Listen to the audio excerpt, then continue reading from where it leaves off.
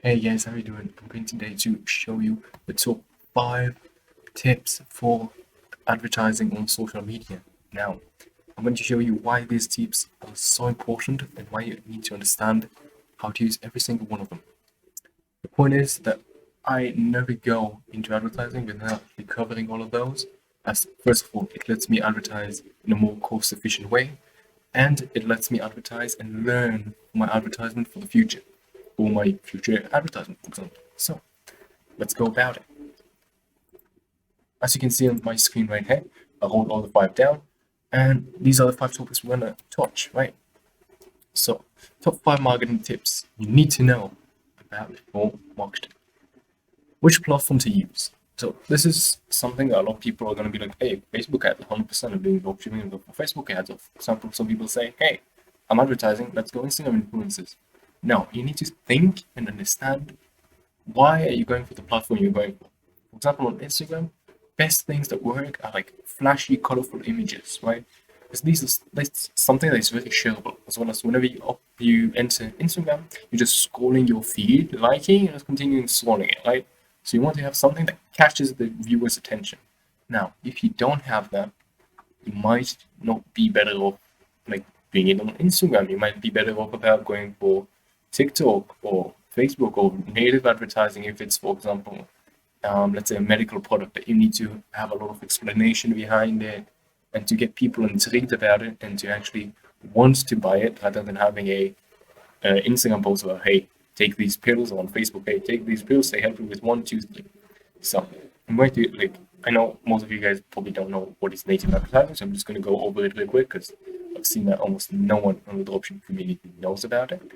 So basically, native advertising is like this. I'm calling the C in the Sky News page. So as you can see, there's like more from Sky News, blah blah blah, and then the sponsored links. Find inspiration in New World, smokes, luxurious mansions, stay resilient with blah blah blah.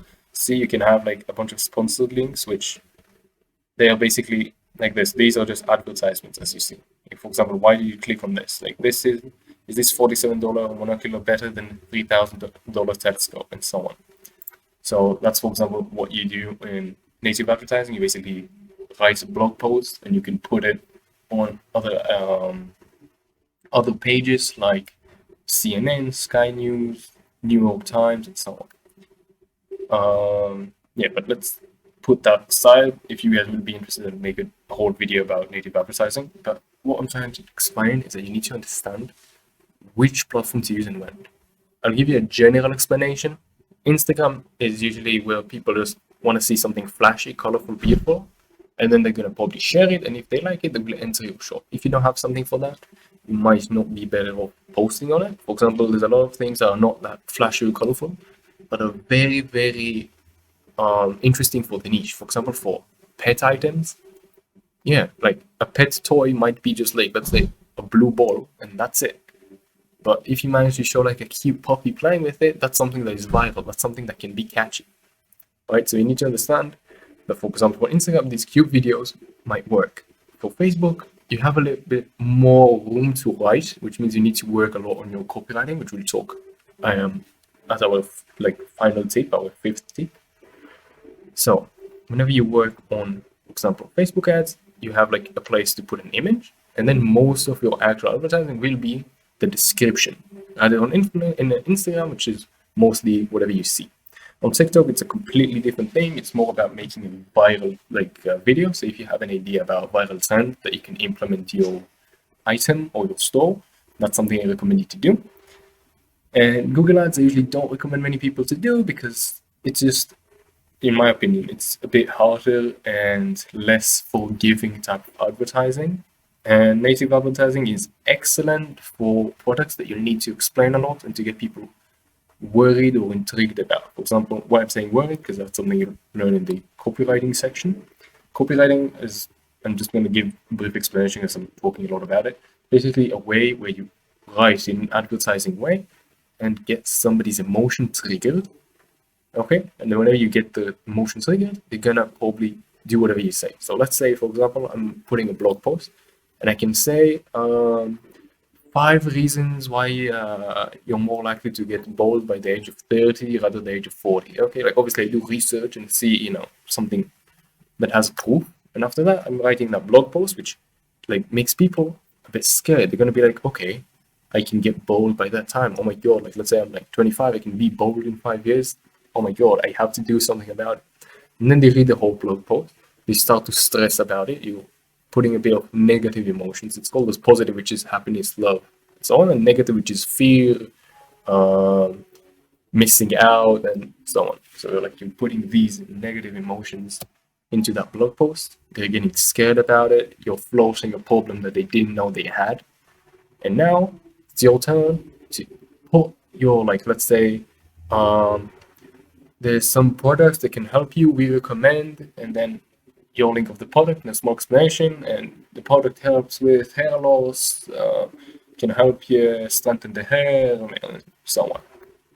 So that's why you use native advertising for longer paragraphs and so on. Just in a general, for beginners, I recommend you go with influencers, as Facebook advertising, native advertising, and Google Ads. It's something that is very hard to understand at the beginning. And if you don't know how to make a successful advertising, or you don't know how to find your audience or how to copyright, you should probably go with an influencer where it takes cheap amount of money, and at the same time you can advertise for a decent amount of people. So if you do that on, I don't know, Instagram, TikTok, Snapchat, YouTube, whatever, but just usually influencers are the best to start with at the beginning. So that's my like disclaimer for you. You should probably, if you're a beginner, go with influencers. After you start making a good amount of money, you can start going into paid advertising on Facebook, native advertising, or Google Ads. Okay, so I hope we covered that well. If you have any other questions, leave them in the comments below. I will answer them. As well as if you want me to make any other video on a certain topic, let me know. Okay, let's go to the second tip. So second tip that you must do is you need to understand which audience you're targeting and why. Okay, so for example, let's say this is the obvious ones, which I'm like, hey, I'm targeting pet owners as I'm working in a pet shop, right? Why? Because they have a dog. I want them to get this thing for the dog. It's going to help them. That's why I target them. That's an easy one, right? But there's many things which people don't think about, and they advertise mindlessly. They say, okay, I go with the older niche. Okay, but like with more older people. So let's say I'm adding a emergency button. If you don't know what that is, that's basically when somebody who's old, let's say, happens something to him, let's say he fell in the shower or something like that, and he can't get up, he can press that emergency button. It sends a call, a message, or whatever to or a family member or the a medical staff, and they can come and collect him and see what's going on. Now, sometimes you might not be better off to promote that for the older people. Maybe you want to actually market that to the younger audience, okay, or maybe the 40ish, 50ish kind of audience, so they can buy it for their parents, right? You want to make these people that are worried about their older parents to see this product and be like, oh my god, I don't want them to fall, I don't want them to something happen to them, I need this product to keep them safe, right? And if you advertise it for an actual older person, he might be like, no, I'm going to be fine, I don't need this. I'm assuming some of you guys know what I'm talking about, that a lot of older people like to show that they're capable, because getting old is a bit hard and it's really stressful. So you need your family members to help you, right? Most of the family members are the ones that are actually pushing the older family members into going to the hospital, into going to anything, to taking these, as I said, the emergency buttons. So that's why you want to understand which audience you're targeting and why. Okay, that's an important one. So don't go, if my niche is this, I'm gonna advertise to that niche. No, maybe you have a certain niche which is older people, but you need to advertise to younger people. You understand the idea? You have to always think about your advertising. Okay, third tip. Find the best advertising offer, which means audience size compared to costs. Now, this is something that you say, okay, that's the most obvious thing. Obviously, I want to get the biggest amount of audience and the quality of audience. more than the cost, right? I pay less, get a lot of eyeballs. Yeah, obviously. But a lot of people don't think about it to the end. Like, for example, if you go with Instagram influencers, people are going to be like, hey, I'm going to go for the 500,000 followers Instagram, okay? Because that's what's going to give me the most amount of eyeballs. And it's like, although that is true, also that cost is going very high. That is why on Instagram, as I'm going to use Instagram as it's a good example. On Instagram, if you're going to post on 5,000 follower page, you're going to get taken a lot of money. But if you start advertising on a micro influencer, which is an influencer that didn't get a real evaluation about their actual profile yet, they don't know how much they cost. It might be even the first advertising. You can lowball them by a lot, or even do it for free with like a commission-based offer. So, for example, I'm taking a micro influencer between, let's say, 40,000. Okay, 40,000 followers. And I come to him and I'm like, hey, I would like to make this post for X amount of hours. And if you post that, I will give you, let's say, 10% of the profits. And I give him his affiliate link and he posts it for me, right? And he will get a commission every time I make a sale. Now, obviously, that's something hard to find, but you can find other lowball options. For example, I pay them $10 for like a 24-hour post, which is surprisingly low. Think about it. You pay $10 for 24 hours of potential, like around 40,000 eyeballs. Sorry, I'm getting called. Sorry about that. I was getting called in the background. So where were we at? Okay, so you're paying a small amount, like a small fee for a lot of eyeballs, because you're managing to find these people that don't know their value. And yes, you can take advantage of that, but at the same time, this is at the end of the day how you manage to advertise in a cheap way. Same goes with Facebook ads. For example, if you take different interests at different times, the rates might be different. So let's say I'm taking the interest of pets, okay? And then there's a bigger dropshipper who takes the same interest of pets. That means my cost per lead will be higher. The point of Facebook is that it works as like an auction house. Okay, if you pay more money than me, you'll get the better quality leads. And at the end of the day, all of the cost of the leads will go higher. So that's the reason why you need to get the right interests that can lower the price and at the same time have a high quality interest. Instead, like let's say I don't want to go with pets, I'll go with dog or dog lovers, dog owners, and so on.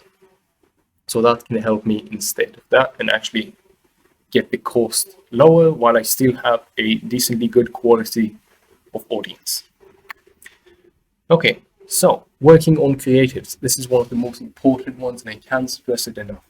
You have to work on your creatives after you know which platforms you go to, why you advertise, and how you advertise. You need to now work on the actual advertising, on the pictures, on the videos.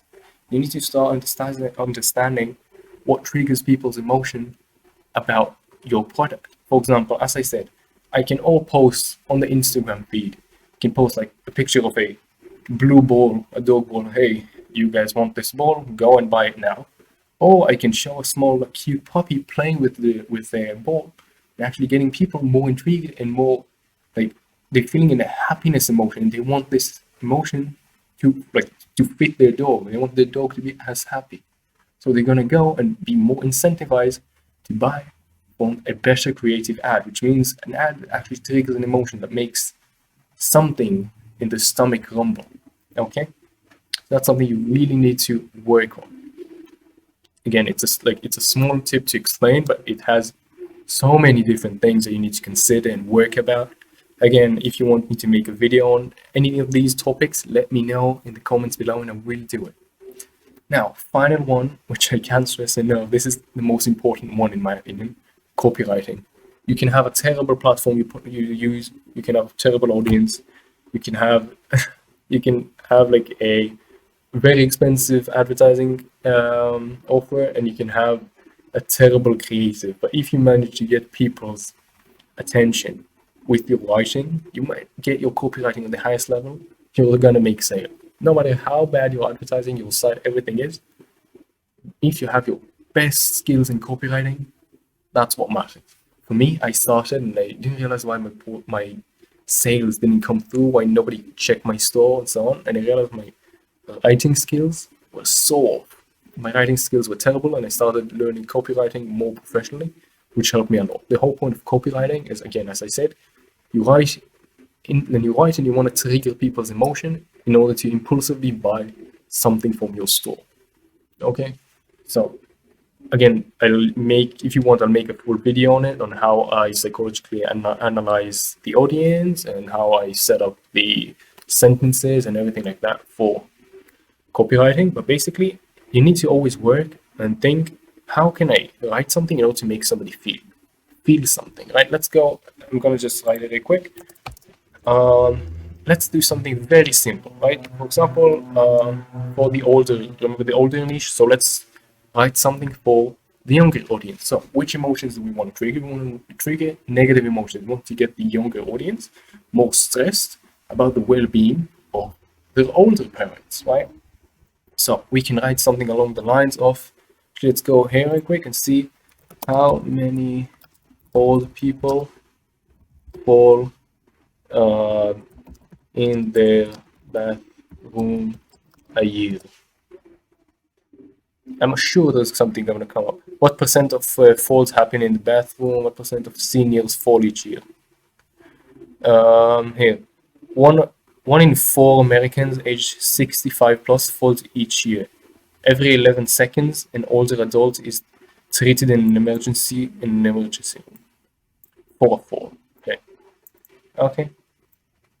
Literally, you can literally copy this, right? It doesn't let me copy it. Thank you. Okay, let's copy this. Let's copy this. Actually, I'm just gonna move down a bit, and let's make a new text file, make it a bit smaller. I'm gonna make it on the side that you guys can see. Okay, every 11 seconds, I'm just gonna fit it into the screen so that it takes a bit of time.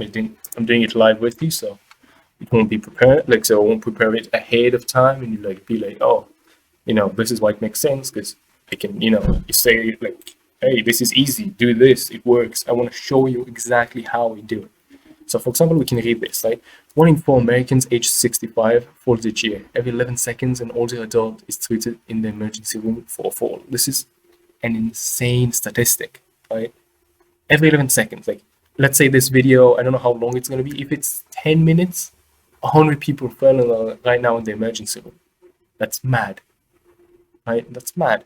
So we need to now start copywriting this. So we can use the 1 in 4 Americans if we're working with an American audience, age 65 plus, falls each year. Every 11 seconds, an older adult is treated in the emergency room for a fall. So for example, we can take this and we can start writing something that will touch the audience a bit more. So you can say, do you have I'm doing this really very quickly. Obviously, I'm not thinking about it ahead. I'm not using the same strategy which I use, and I will teach you if you guys want. But this is something that I'm just taking off the top of my head. So, do you have an older parent? Or for example, you know what? Are your parents aged 65 plus? If so, continue reading. And then we can start doing the, let's say, I'm not working well with this. 1 in 4 Americans aged 65 plus falls each year. And then we can add, like, for example, what happens when older people fall. For example, when older people fall and get injured, these injuries can stay for life. You need to take action now and get to them to them in time. Now, let's say we check how long does it take for a certain injury to actually become like to stay for life. So let's say someone fell, right, got hurt. How long do we need to reach it? So we go again on YouTube and we look up how fast do we need to get into, not something we do on Google, and we see how fast do we need to get to a certain older person in order to, treat him. This is an example, I'm just throwing something out of my head because this is not going to be used. This is a random thing I just made up. Obviously, you want to research and actually find the true information from research because you don't want to just lie in your advertisement. But let's say, for example, get injured, these injuries, if not treated quick enough, and then we can actually do something along the lines of quick enough can stay for life. Okay, and then you can be like, you need to take action now. Okay, let's do it. You need to take an action now and get them and be able to get to them in time. We have the solution that will keep your family safe. And now we have, by the way, the last sentence, I like to make it more common. I don't like to add like a bunch of, I don't like to do it like this, like the make your family safe. I like it to be a bit more calming. So they got stressed out and now they're calmed. And when they see the product, they're actually, okay, this is probably what I need to make my life a bit more relaxed and to help my family, right? So at the end, we have a solution that will keep your family safe. And then we have, let's say, the actual product, which is the emergency button, right? And that's it. That's the copywriting. Now you understand like this, like all of this sentence, just this can work so much better than just writing to an older audience in case you fall and you need help, call your use the emergency button to get to your family. That's not going to really help them. Right? They're not going to be like, oh yes, I need this. That's why first of all we took a certain niche, but we targeted a different audience for that niche, right? And after that, we were thinking, how can we write into their emotion, actually get good copywriting, and actually trigger something inside, something deep inside, to make them want to buy that product.